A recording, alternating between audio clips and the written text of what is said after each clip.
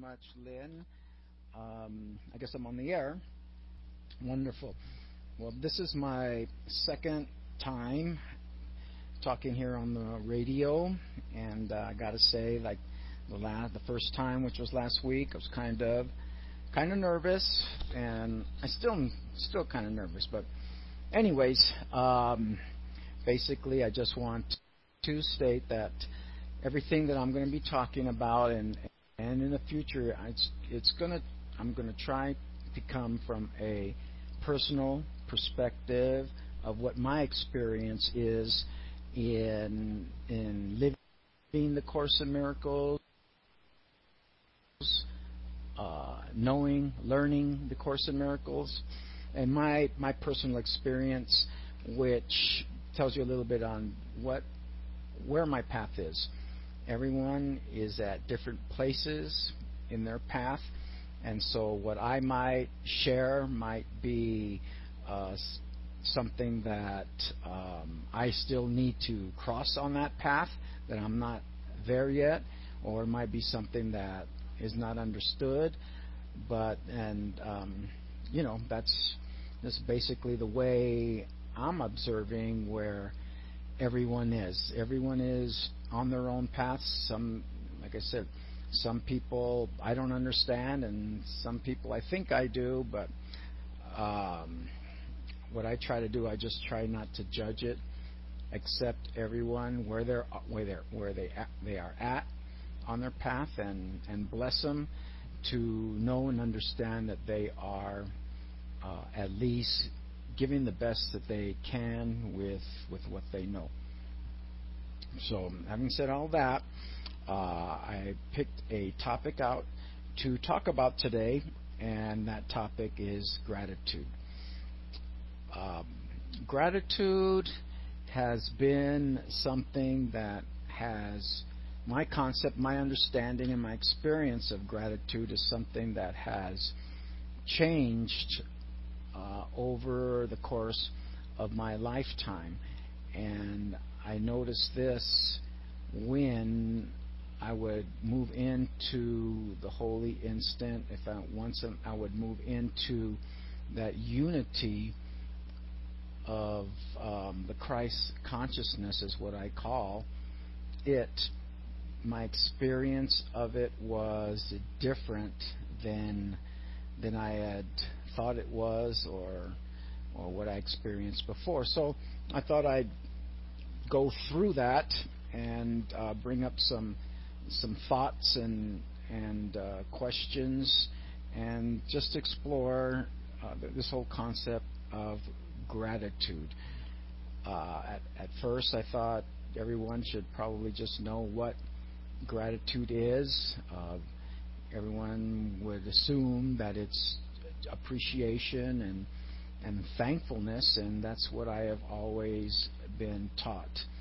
What I've been taught is that I need to be thankful for everything that I have. Basically, my first experiences with gratitude is that it was something that had to be taught to me. It wasn't really a direct experience of thankfulness or appreciation. It was, from the time that I can remember, it's something that I'm supposed to do. That when we go to the table, we say grace, and we thank God for our food, and then we have Thanksgiving, where we're thankful for everything we have, and thankful for each other, and all that.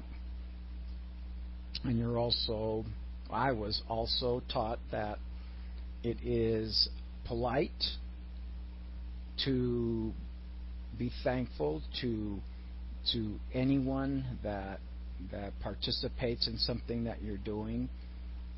especially if they're going to give you something or they pay you a compliment, uh, anything of that source. When I was young, I was taught that that is something that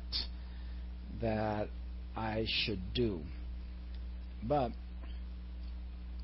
when being young and growing up, I never really had that connection to, or a heart connection to, what I was supposed to be grateful or thankful for.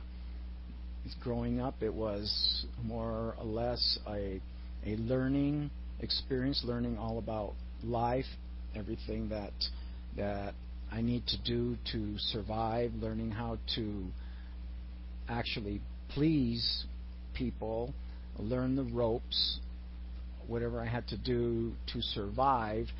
And I don't really remember that experience of being grateful or being thankful at any kind of young age growing up. Um, Same thing with church and like Catholic Mass. There's a lot of stuff to be thankful for. Thankful that Jesus died on the cross, to save my sins, and that is something that I at least owe Jesus that, and owe him actually my life because of that. And growing up, and even now, I really don't understand that whole concept of dying for my sins and all of that. I mean, a lot of people I hear, they judge some civilizations for human sacrifices and all that, and so we see it here in nowadays, in this modern times. We still have people believing in a human sacrifice, as Jesus has to sacrifice his life for our sins, and I still don't make that connection logically in my mind. And I hope I'm not offending anyone out there, but like I said at the beginning, I'm just giving my experience of what had happened with me growing up. So anyways, as I was getting older, there was a time when things that I desired and things that I wanted start to manifest in my life. And those times were the times where I started feeling something. There was then a movement in consciousness which connected what I desired and it actually manifesting to some degree in my life. And that movement in consciousness is what I connected to for being thankful, to being grateful. That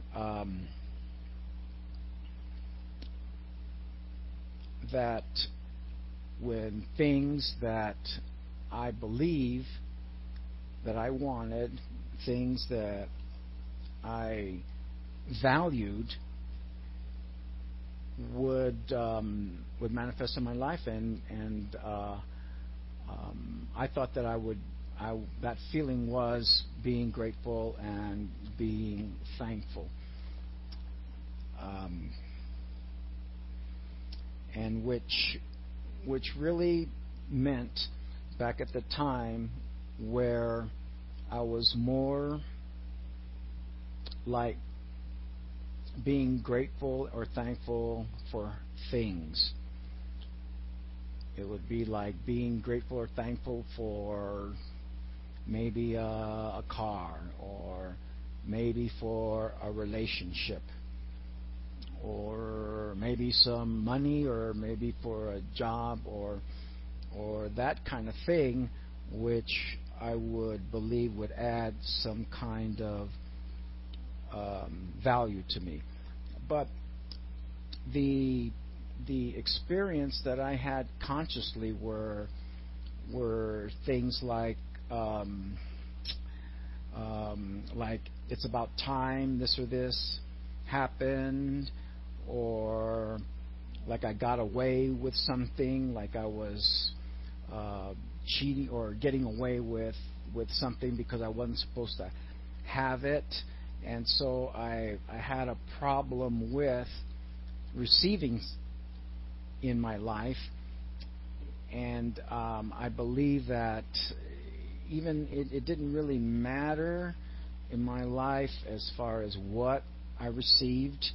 There was still that feeling in the background of some kind of unworthiness, some kind of concept that I didn't deserve what was happening to me. And then also it was that also concept, if I'm gaining, then someone else must be missing out, or if I have this, then I'm a little better than this person, or something of that matter. There was always kind of like something that was inherently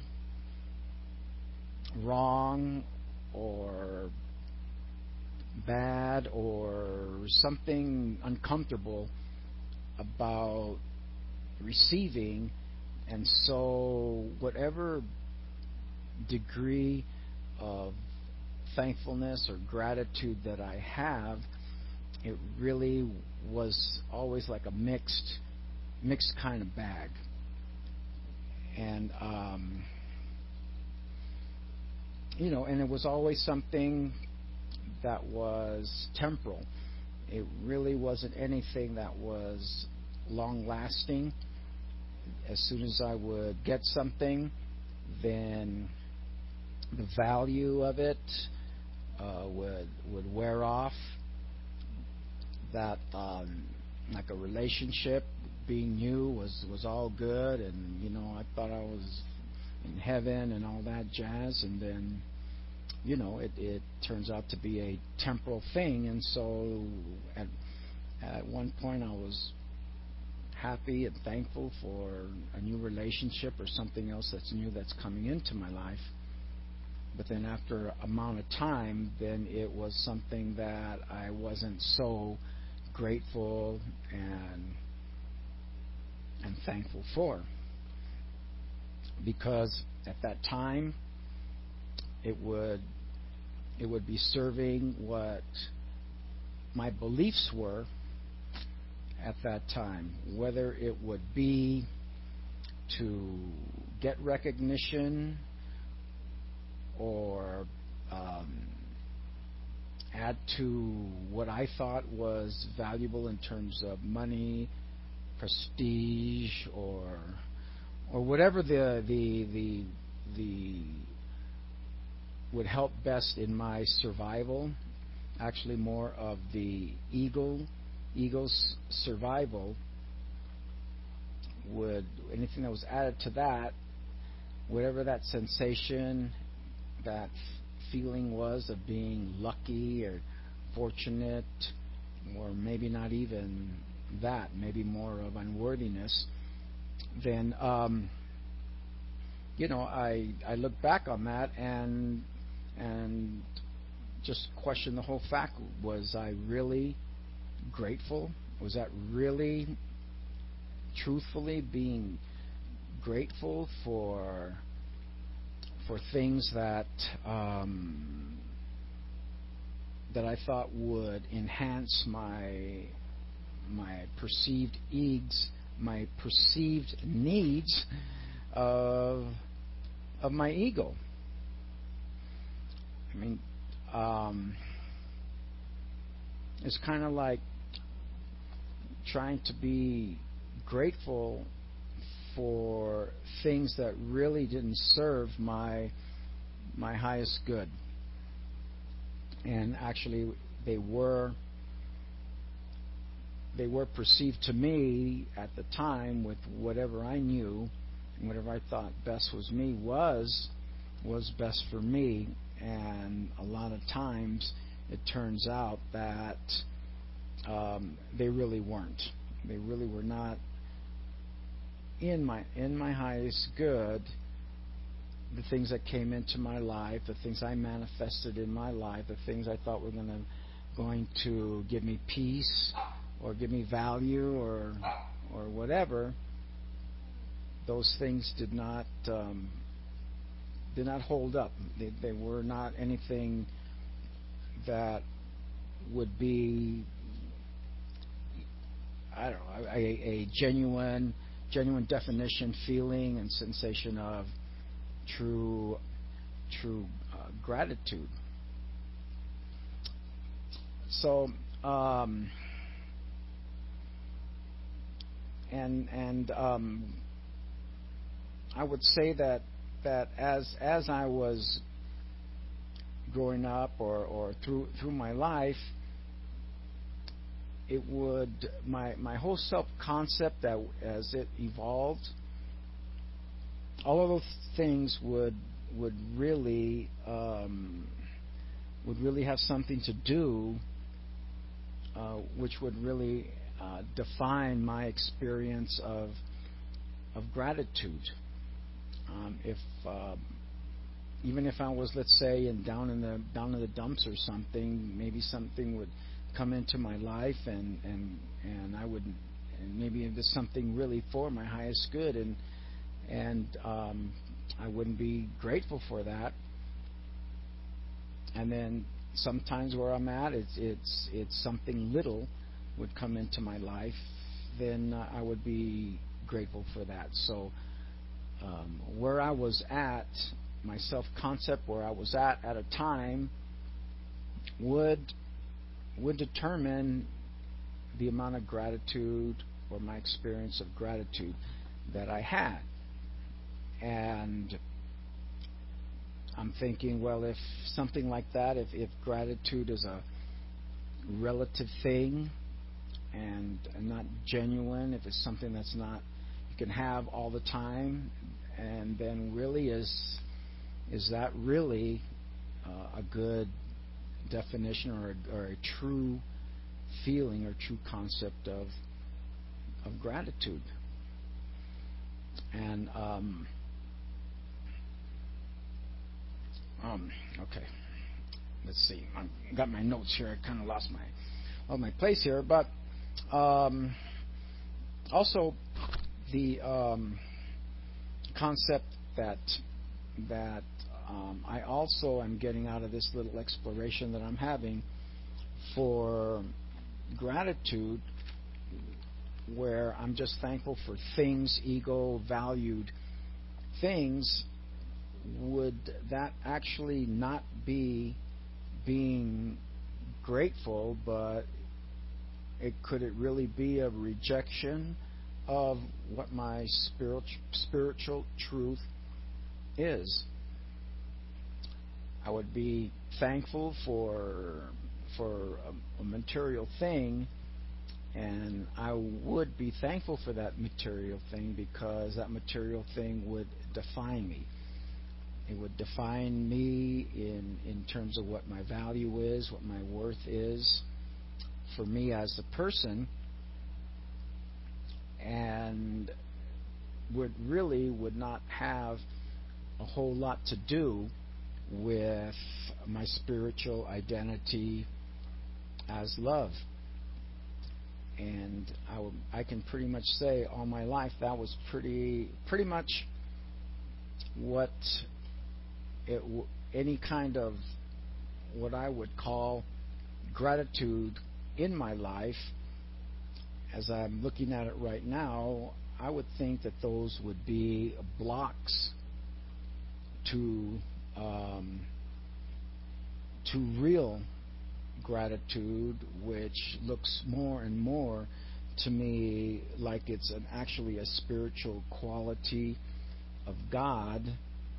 And for me to give thanks for things that are actually blocking my recognition of my spiritual nature, I mean, how can that possibly be gratitude uh, in my life?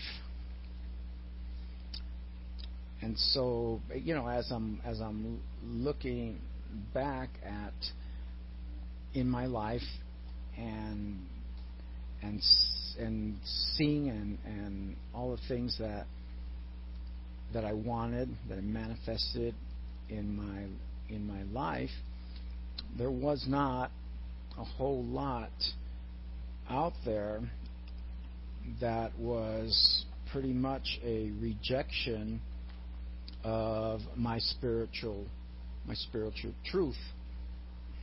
The things in my life that I identified with and I gave power to, they were pretty much blocks to the love I am. And I started seeing all this and recognizing all of this. Of course, that's what the Course in Miracles basically is removing the blocks of the world, of your beliefs, to expose the love that you are. So I really do have came up to the realization that gratitude has a deeper meaning. I came to the realization that it's not really a decision for me, anyways, to be grateful. Like I can say, I'm grateful for this, like flipping on a switch on and off by just saying it, or I mean, in a lot of prayers, I'm grateful for this and I'm grateful for that. But I think there's a lot more to this. What gratefulness and being thankful is really is. And like I was saying, as I progress through the Course of Miracles, I'm becoming more aware that that gratefulness really is more of an experience of being, of beingness, as a part of my identity. And I really do believe that it is more than being thankful for things that support my material survival. And I'm not saying that not to be grateful or thankful for those things, because obviously everyone that's on earth needs a certain amount of material things for their survival. But I recognize the fact that I have to have a proper perspective as to how much I value these things. If these things mean more to me than a spiritual movement of love towards my brother, or a spiritual movement of making contributions, helping somebody, being kind. If the value of, let's say, money, or let's say I'm at my job and I have a choice either to be real and compassionate to someone where it would actually pay me, to be to my benefit for a more of a monetary gain, and not to be that way. It's a concept that that I have to be mindful for. But I'm but what I'm getting at, I think if when I'm in that Christ consciousness, it's like an identity to me. It's something that kind of like automatically happens. It's the gratefulness is, for lack of a better term, like a byproduct of that Christ consciousness. It's like I see everything through the eyes of being grateful. Gratefulness is part of the experience of that Christ consciousness. It's not different and apart from the whole. It's actually part of the whole. It's something that comes like automatically when I'm in that state of mind, that holy instant. It's not anything that's separate and apart.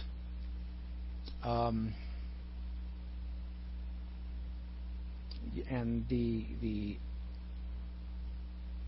state of gratitude is accompanied as my spiritual awareness, as the quality of the experience. It's not separate and apart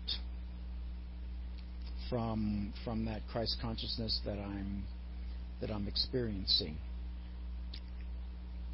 And so when I'm experiencing that gratitude, I'm grateful as that quality of love.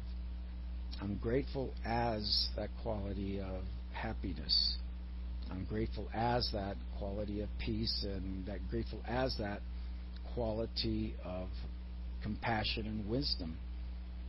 I'm recognizing myself as it, as the experience of gratitude in my life. And having said that, all of that, I'm aware of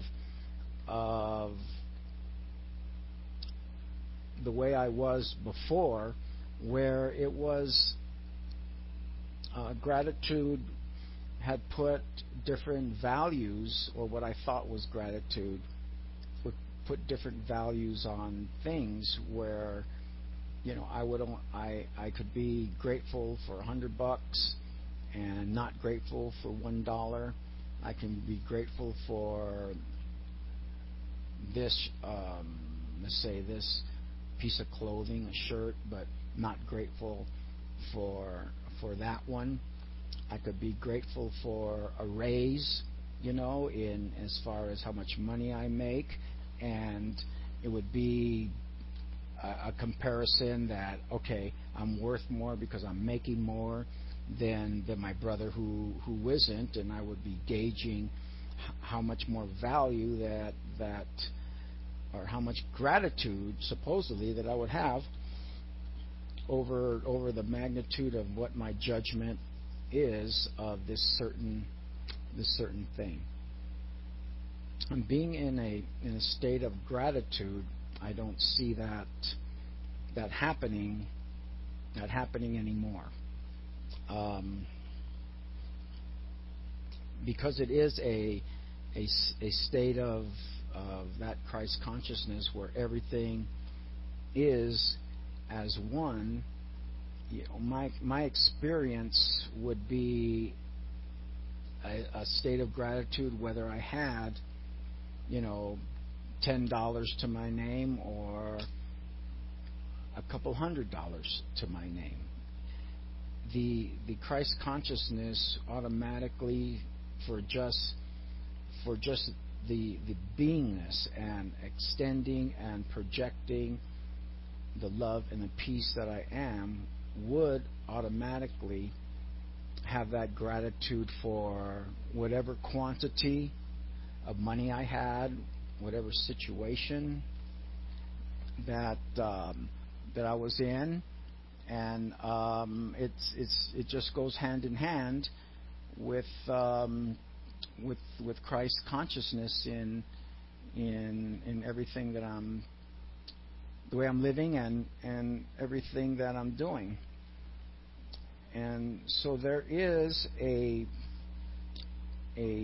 quote in the Course in Miracles, not a quote, but a lesson that I would like to read, which is lesson 195, that kind of shines a light on the spiritual awareness of gratitude. And it goes, "Love is the way I walk in gratitude.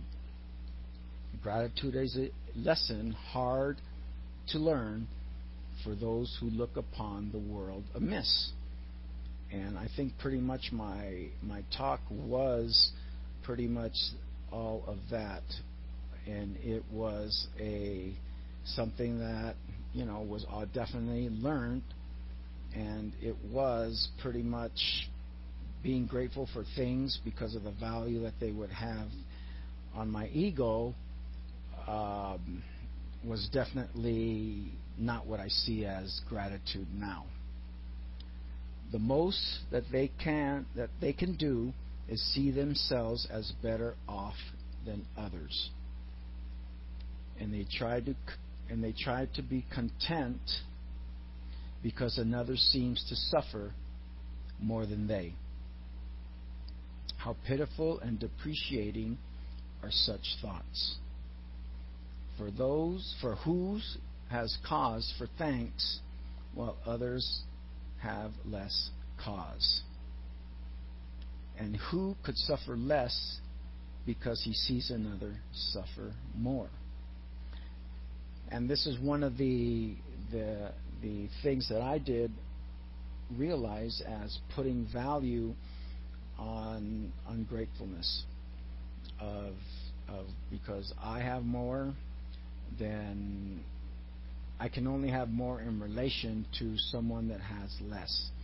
And same thing with me having less is relationship to someone having more. And so which made me less and was that evidence that I would be looking for as I'm not worthy to have or experience the good that is out there, but it was good enough for someone else because there's the proof, because they have more than I did. So whatever I had at the time, whatever had been given to me, I definitely could not appreciate it because there's someone else out there that I had to compare it with that has more, and so I wouldn't be grateful. So it goes on to say, and who could suffer less because he sees another suffer more? Your gratitude is due to him alone, who made all cause of sorrow disappear throughout the world.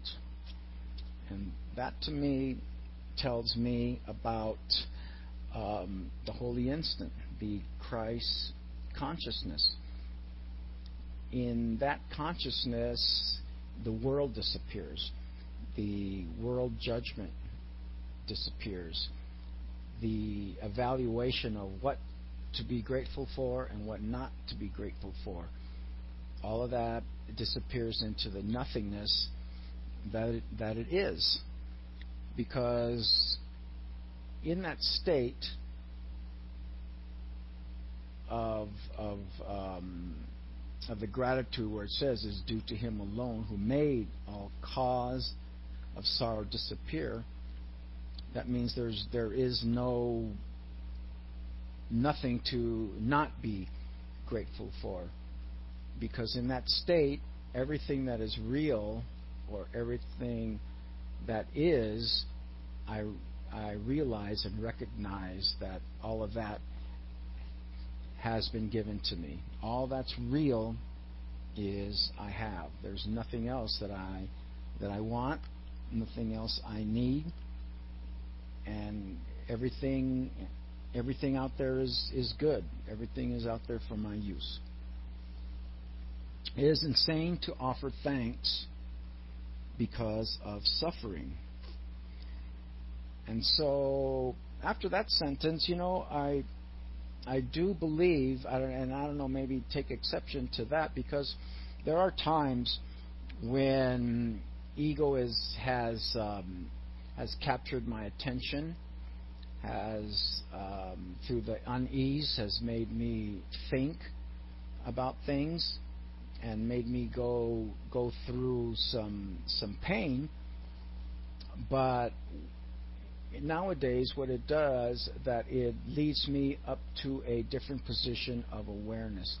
It brings me up to a position of an observer type of awareness, where I can see that it is ego thinking, ego consciousness, ego attachment that is causing the suffering that I'm going through. And at that point, I can recognize that the suffering has nothing to offer me, and that this suffering, oftentimes from the ego, manifests as different things, different grievances towards people and places and things, and where things aren't right, or judge this person as this and judge this person as that. And the ego tries to split this separation that I feel up into a million things. Once I solve this problem, then it manifests, the same separation manifests someplace else to manifest that, and on and on and on. So in this suffering now, what my experience is, I have to say that there is a genuine gratitude for me there, because I can recognize what is going on in my life. As before, when I was sad, I would identify with the sadness, and I would say, I am sad, or I am bummed, or I am depressed. And I would identify with it. And once that happens, then my experience is exactly what that is. And I was not able to raise above and really see that experience for an ego belief, for the belief in being lonely, and the belief of depression and all that. And I can recognize that those beliefs and those feelings are what we call the separation that expresses in all these different ways, where the ego tries to explain everything and projects it outward, instead of me being able to look inside and work directly with the separation that I'm experiencing. And so, having said that, I'll continue reading, but it does say it is the insane to offer thanks because of suffering. So I guess in one point, I'm insane. And like I said at the beginning, this is where my path is. And so maybe, in the future, I'll look at that and say, you know what, suffering, it is insane to give thanks because of suffering. But right now, at this point in my life and my path, I do give thanks for that suffering, because it prompts me and leads me back into truth. It pulls me out of the ego identity, because I don't like suffering, and so when I do have and experience that suffering, to me it's a cue to bail out of the belief, forgive myself for that belief, and to forgive myself for forgetting who I am in truth, that I am the identity of love.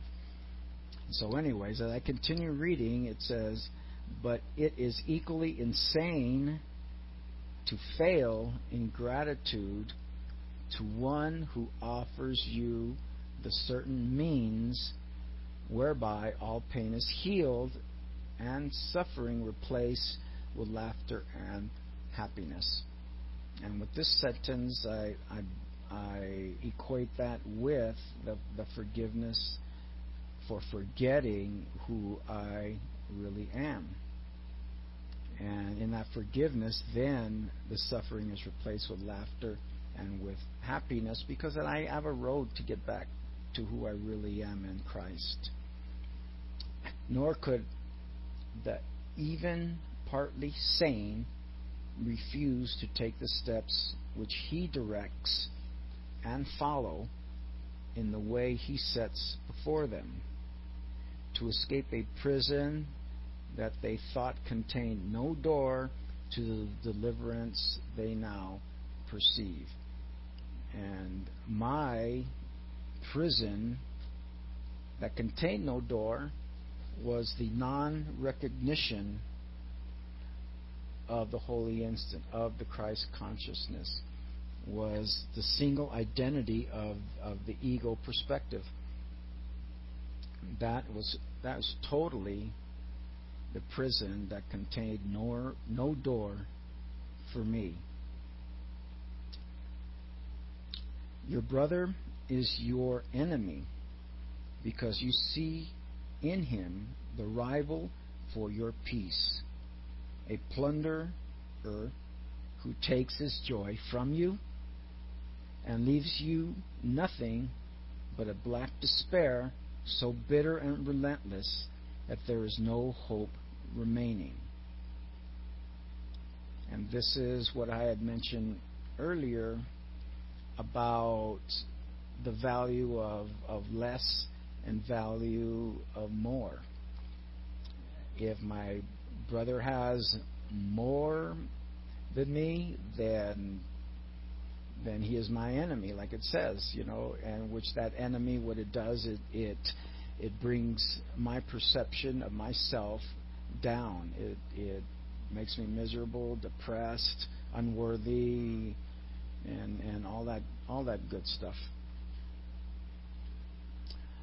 Now its vengeance, all there is to wish for, which is the projection of my brother.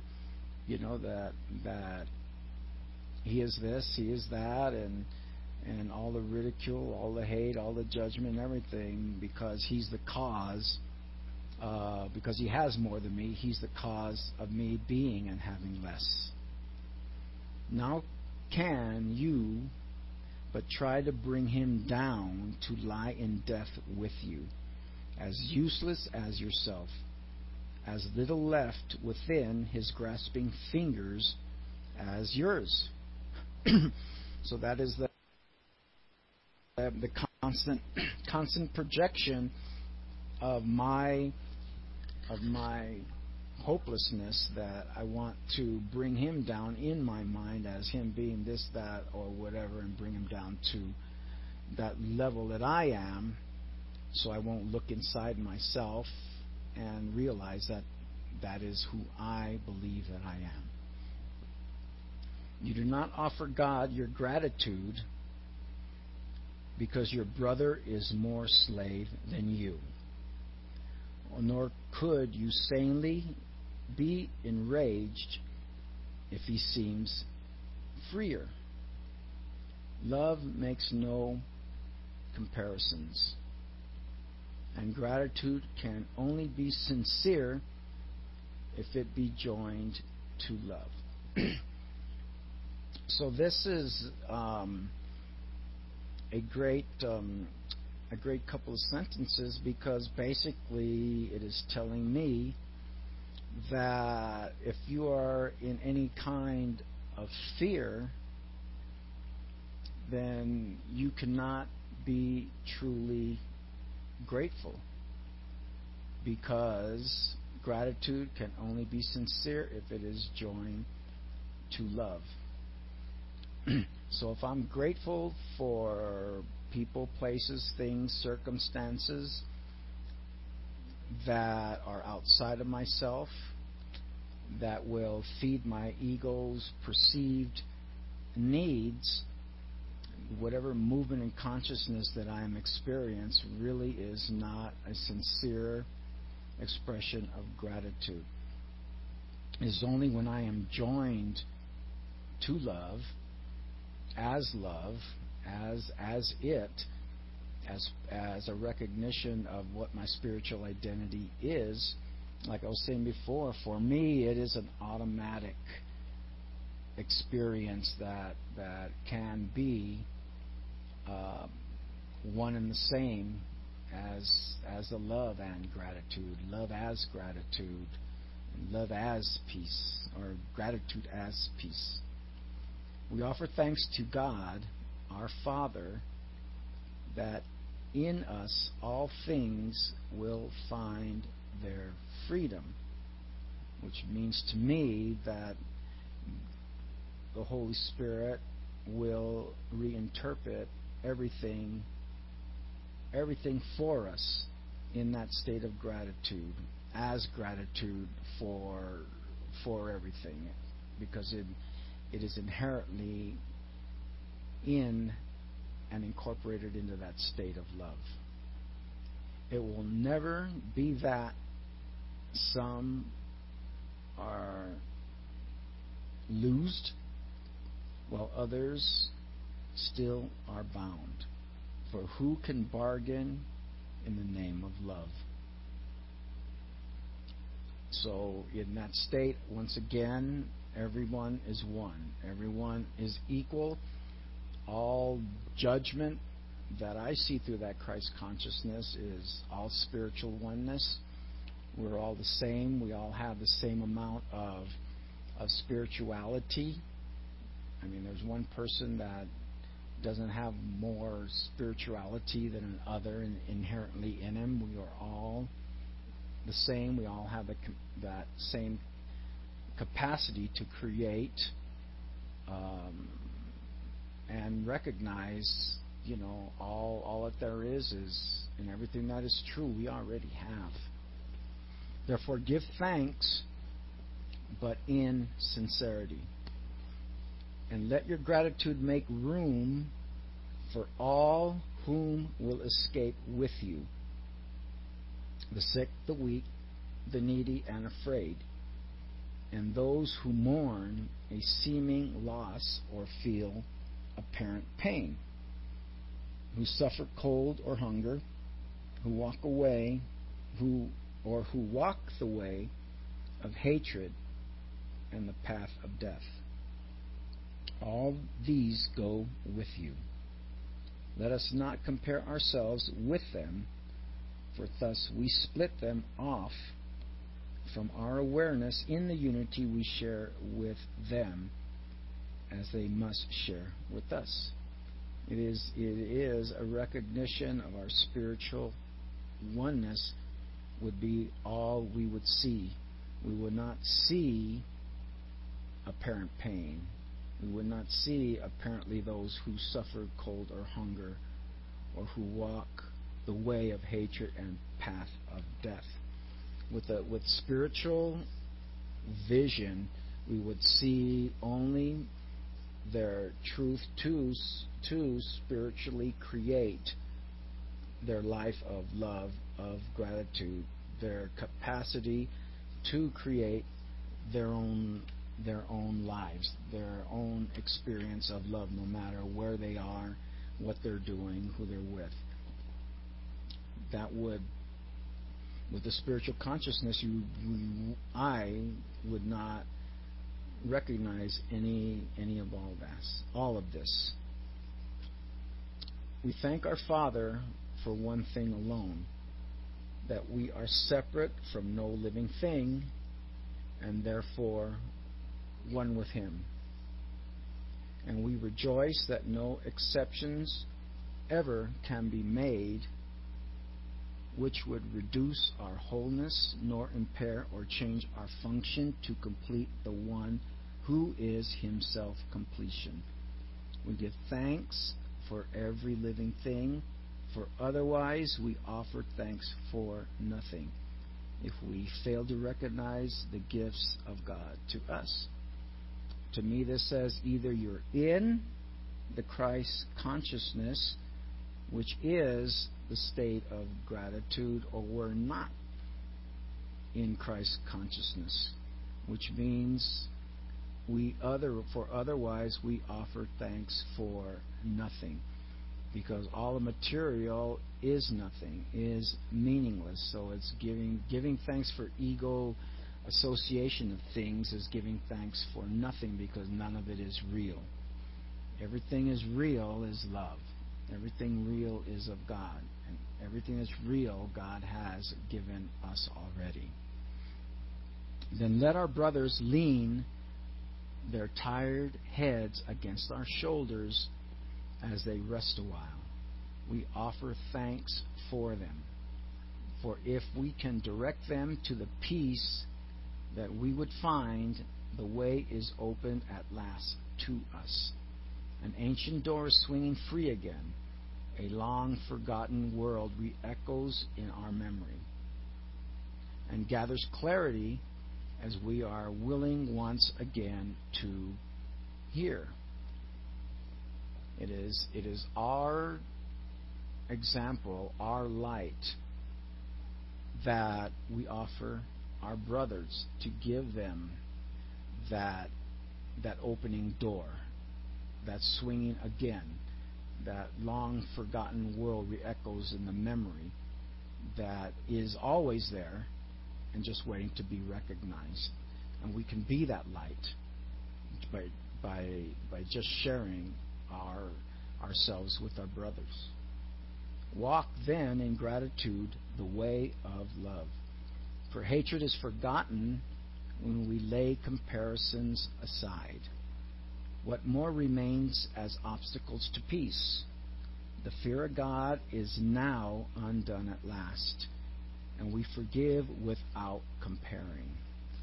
Thus we cannot choose to overlook some things and yet retain some other things still locked away as sins. Once again, it's all or nothing. Yeah, either have consciousness or you don't have the consciousness. When your forgiveness is complete, you will have total gratitude. For you will see that everything has earned the right to love by being loving, even as yourself. And this once again points out that gratitude is the Christ consciousness. There's nothing apart of gratitude and love and peace and the forgiveness of being in that belief of the ego consciousness gives us all of that. And everything, because of our consciousness, has earned the right to love by being loving. Because that's all we can be in that Christ consciousness, is who we are, which is that love. Today we learn to think of gratitude in place of anger, malice, and revenge. We have been given everything. If we refuse to recognize this, we are not entitled, therefore, to our bitterness and to a self-perception which regards us in a place of merciless pursuit. When we are badgered ceaselessly and pushed about without a thought or care for us or for our future, gratitude becomes the single thought we substitute for these insane perceptions. God has cared for us and calls us son. Can there be more than this? In the spiritual consciousness, there really cannot be, because in that spiritual consciousness I feel that connection. I feel that connection with my brother as all. You know, it's like that feeling of first being in love. And that feeling of first being in love is when all of your ego beliefs and everything are going out the window, and this other person is going to fulfill all that for you, so you're not thinking about your your problems or anything anymore, because your belief in this person taking them all away lifts them all up, and you feel like you're in heaven, you know. And so that is kind of what the consciousness of God is all of your ego thoughts are no longer there, and your true happiness that you are, the true joy that your happiness is revealed as you. But you don't attach it to a person outside of you or circumstance outside of you. You know, it gets revealed naturally as your identity, as all the blockages are removed. And it ends this paragraph saying, can there be more than this? I don't think so. I mean, they talk about love being everything, but the love, the way the world sees it, is only a temporal kind of experience. But I mean, this is our permanent, everlasting experience. Is this when we experience this without our blockages to it? Our gratitude will pave the way to Him and shorten our learning time by more than you could ever dream of. Gratitude goes hand in hand with love. And where one is, the other must be found. Let me read that again. And where one is, the other must and where one is, the other must be found. They need to put a comma right after that one there. For gratitude is but an aspect of the love which is the source of all creation. God gives thanks to you, His Son, for being what you are. And that to me, what that says is God gives thanks to you, would mean that God projects that full love, and that pure love of God is a part of gratitude. And so as we are recognized by God, the gratitude is incorporated, or is already there. It is a part of that love that is extended to us from God. And like it says, God gives thanks to you, His Son, for being what you are, which is a projection of God itself, which being a love. Love recognizes love. And if there's love there, there's gratitude. And so that's how God gives thanks to me and to you. His own completion and the source of love, along with Him. Your gratitude to Him is one with His to you. It's love recognizing love, love extending to love, from God to me, from me to God.